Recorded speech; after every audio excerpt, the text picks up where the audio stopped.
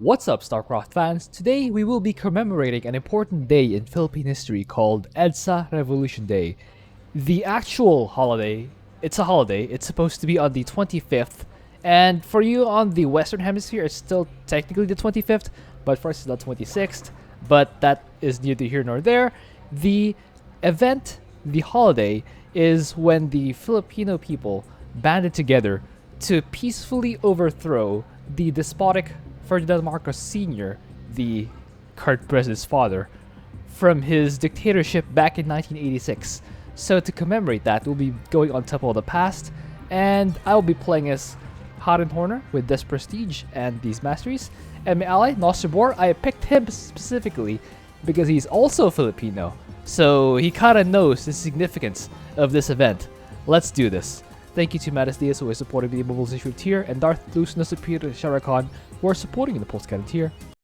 And thank you to all my supporters on Patreon. So the People Power Revolution, or EDSA Revolution, was in 1986. It was staged in the EDSA Shrine, and EDSA is actually an acronym, which is the name of a highway where this protest was staged. So we will do Temple of the Past because it's where the objective is to defend the place, and in this case it's going to be the temple. We need to defend the temple. So we will have Black Death. Black Death here in this case symbolizes the corruption in the government that the people wanted to kick out, and how it really destroys people slowly. And even though for a lot of people they don't feel it, it does deal damage, and it spreads very quickly. So yes, I think it's a perfect metaphor for corruption. We'll also have Moment of Silence, because this revolution is special for those of you who know your Philippine history, because in most revolutions people do things violently. They kick people out, heads will roll, and weapons are used. In the People Power Revolution, as I mentioned, the people took to the streets. Hundreds of thousands of Filipinos went to the EDSA Shrine and staged a protest to try and kick out the despotic Ferdinand Marcos Sr. Additional supply depots required. Now, some of you might be wondering, how did it work? How could a singular protest kick out a president who has been known to imprison his political opponents? Actually, he had one murdered. He had a political opponent at the time called Ninoy Aquino. For those of you who have been to the Philippines, that's why our international airport is named that. He had Ninoy Aquino killed, and he shut down the free press. The local channels in here at the time were mostly propaganda, and the news was really just what the government wanted you to hear. So like, how could a guy like that be forced to leave by a simple protest? So it's actually a bit deeper than that. There was a sort of failed coup right before that, and before said coup, there was an election staged where his opponent, Marcos' opponent, was the widow of the deceased Ninoy Aquino. So yeah, the widow of Ninoy Aquino ran against Marcos. And what actually happened is there were two results of that election. The official count, the one ran by the government, said that Marcos won the election, but a separate independent body called the National Movement of Free Elections, or NAMFREL, declared that Aquino won. By the way, for those of you who are listening, I'm actually quite nervous right now as I'm saying this. Is my wife, who is, I would say, an expert in Philippine history, is like right across, and I'm afraid of messing it up, you know, because she's right there. Anyway, so what happened was there was a failed coup, and there was unrest. There was unrest in the military, and yeah, the protest got a lot of the press, but there was real tension brewing. People really didn't think that the official count was correct. And oh, more Zerg. What's the, I didn't even see the enemy. Oh, it's Baleen Scourge. I hope that's signaled to my ally what the enemy is. It's really gonna be a challenge because of Baleen Scourge. We will get the armory right away.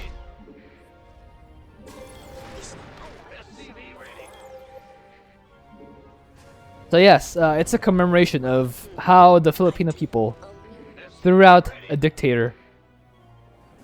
Even though, you know, it goes a little bit deeper than that, and how democracy, or at least democracy, triumphs when people stand up for their rights, and how it really is, or it really should not be a surprise when people think that democracy, even a flawed democracy, is better than the perfect autocracy. The lesson we learned from that event almost 30 years ago. Yeah, it's the 29th anniversary. Oh my, Donnie, I'm old.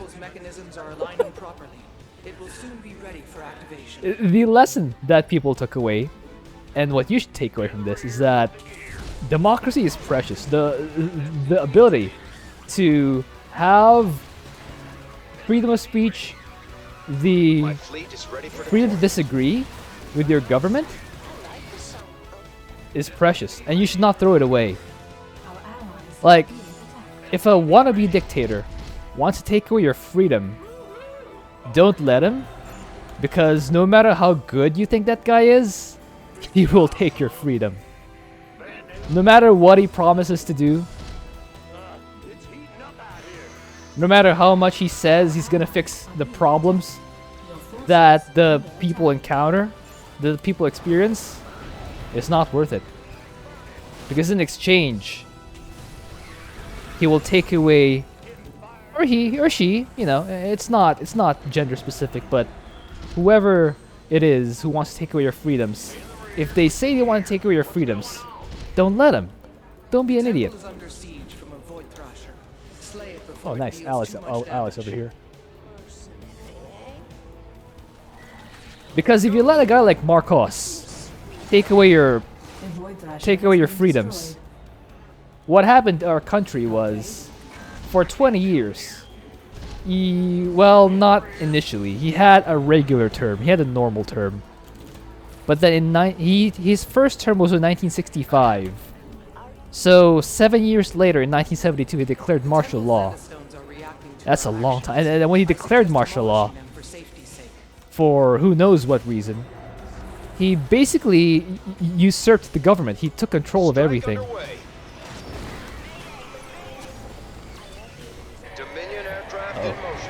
I should not stay here.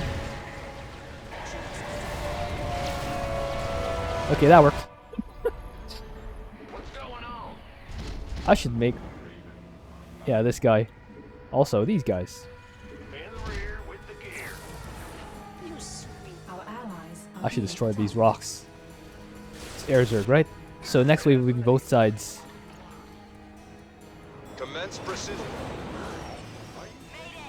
Oh no. My ally gave me COVID. Oh my Donnie. I should stay from my ally. Signature detected. We'll blast it to bits. Destroy these swarm hosts. We gotta destroy these swarm hosts. Can't let them stick around. Or if my ally realizes he's giving me COVID. Probably not. Let's see. I also probably have to build my own turrets and stuff. Oh wait, this might just do it. Upgrade complete. Yeah, it does. Beautiful.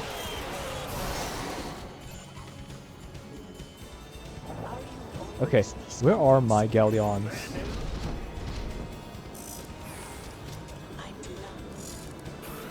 Next would be on my ally side. That's fine. But yes, in 1972, Marcos Sr. declared martial law, took over the entire governmental apparatus, installed the dictatorship, and that's when the mess really started to happen. People weren't allowed to disagree with him, at least legally. He imprisoned his political opponents. I call this the apocalypse. He took over the free press. The media essentially became just government propaganda, or at least the administration's propaganda. Wait, the rocks have COVID. Oh my Donnie, the rocks have COVID. Our allies are being attacked.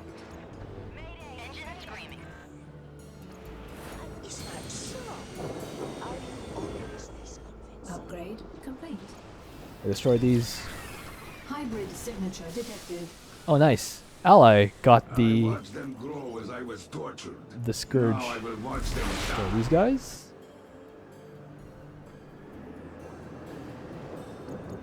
The temple's preparations are proceeding. Take my allies to as destroy these planned. Stay Stormhursts. strong in your He's defense. probably just farming kills, but like, it's not a good idea to let these things stick around. You know, it's not healthy. Double the infestation, allies are being double the attacked. power, yes? We're gonna get some more upgrades. Yes. Destroy this. Upgrade A complete. Void Thrasher is bombarding the temple. You must end its assault. For this. Allies, your forces are under attack. Oh my Donnie. My allies got it. Yeah, I think my allies got it.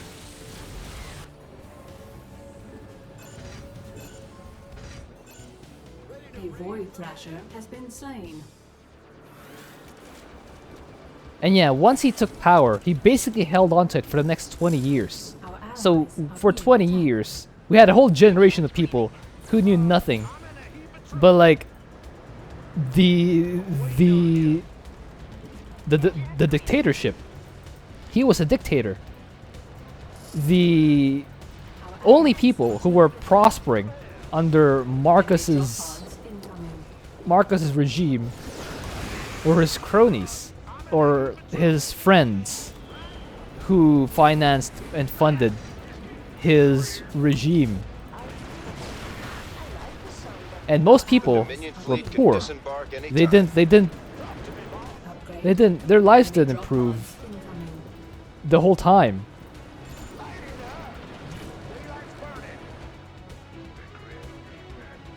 And despite that, despite people knowing only the dictatorship during that time, they resoundingly still chose freedom, chose democracy. And that kind of tells you all you need to know. Like even people who lived Slain. during that time, of course there's a bit of disagreement these days. It's around 2010. It's around 2010s when people started talking that things were actually better during the Marcos period, but like Warning. Hybrid detected. Now, those people who were saying that, destroying them will be satisfying. Complete. they were Our allies are being they were mostly people who were I don't want to use this term, Successfully shattered the Zenith Stone. 2 more await. not college educated. There we go. Those people who are not college educated don't really have an idea of how things could otherwise be, because really the only thing they know is the dictatorship, and that's really not where you wanna. That's really not where you wanna get your source of information on which way is better. Because if you've only known one way of doing things, then your perspective is, well, limited.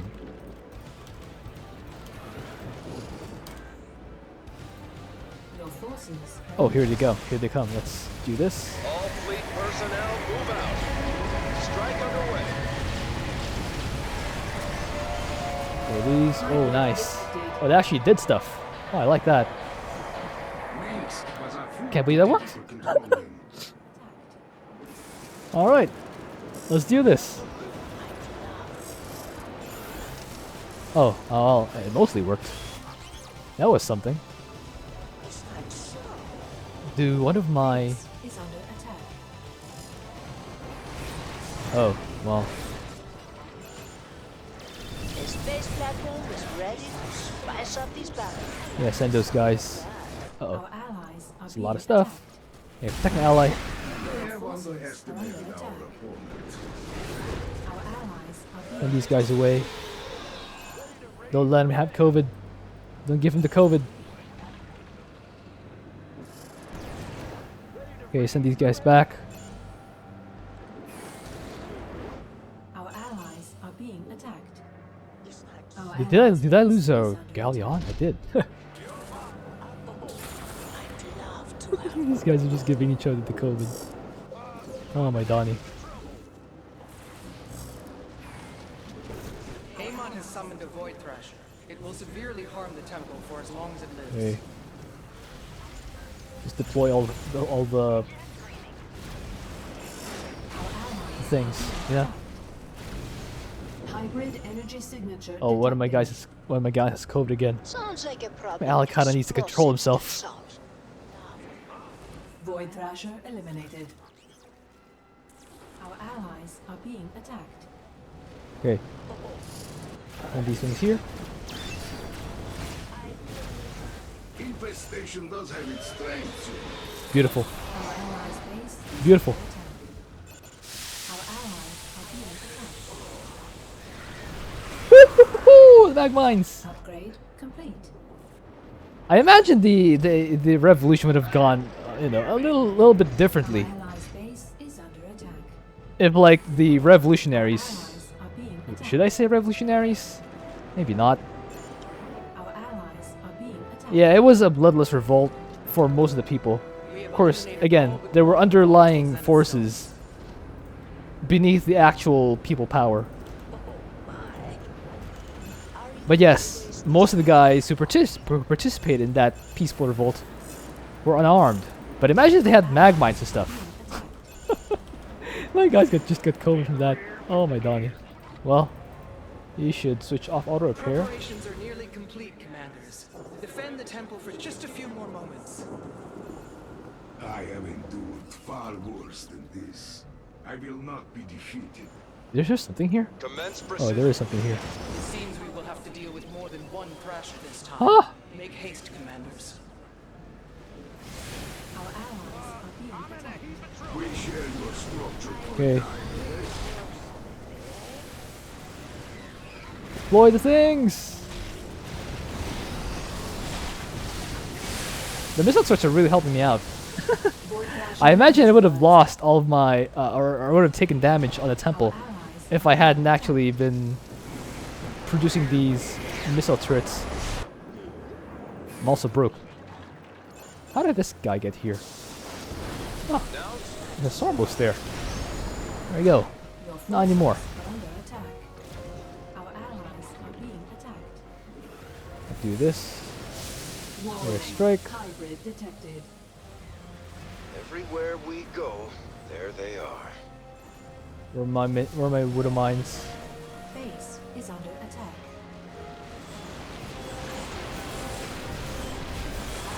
My All right, fleet do is the ready thing. for deployment. Deploy thingers. Wow. Wow. They're just trying to maximize the damage on my air strikers. Beautiful. You sweet.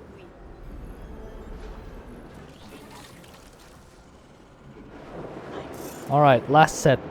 Our allies are being attacked.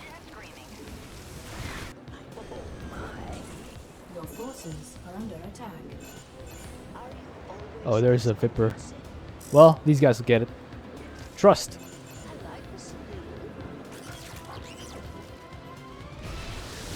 Well, oh well. Woo, beautiful. Station. Just beautiful. Ooh, stormy boys. Got dunked on. Fire! Go, go, go!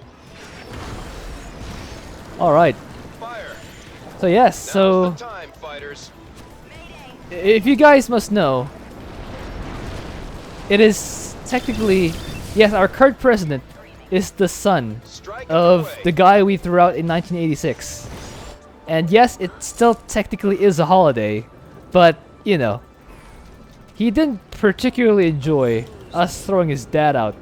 So, yes, it technically is still a holiday, but it's not, you know, a non-working holiday. You still gotta go to work. Preparations are complete. Our defenses have And held yes. the temple stands ready. Victory is ours. History has a nasty habit of just kind of repeating itself if you don't pay attention. We throw out the dictator, now his son's back in power, and his vice president, well, when will the Philippines... Oh, actually, how did I get more kills than my ally? Oh, that's strange. Huh. Okay. I'll take that. But yes, anyway, so a short recap of the story. In 1965, or late 1965, Ferdinand Marcos Sr. took over. He used martial law, he declared martial law to extend his reign and effectively enforce the dictatorship on the country. People didn't like it because, well, three primary reasons. Number one, political dissent is not allowed. And if you didn't agree with the government, you ended up like Ninoy Aquino. He landed on the tarmac in the airport, and then the president's men killed him. Like, they killed him dead. So you're not allowed to disagree, or, you know, in the terms that 21st century people understand, you get thrown out of a window. Second, he plundered billions of dollars from the government. And remember, these are 1970s and 1980s billions, so it's worth a lot. It's worth a whole lot more than billions today. So he plundered billions from the government, and the only people who got rich were his cronies. And how they did that was they took out loans that were guaranteed by the government. And when the government defaulted on those loans, because, you know, they plundered all the money, the economy tanked as a result. In 1965, the exchange rate of the dollar to the Philippine peso was 4 Philippine pesos to $1. By the time we kicked him out, it was 25, so it lost like 80% of its value during his presidency, his 20-year presidency. And like, the effects of his policies were so severe that it didn't take one administration to fix it. Like, it just continued to get worse. In 1990, it worsened to like 37, something terrible like that. But like, yeah, so political dissent was not allowed. You only get rich if you're a crony. Most people were poor, and the economy tanked. Not a good recipe for success. So it's a lesson in history. If a dictator wants you to give your freedoms over to him, don't let him. No matter what he promises, and no matter how appealing it seems, don't sign over your freedoms, because he will take them. And unlike 1986, most presidents most dictators would not just hand over their reigns if the people say they want it back. So don't let them. Anyway, hope you enjoyed that. Thank you for watching. If you have an idea for it, also please leave in a comment. I'll see you guys next time.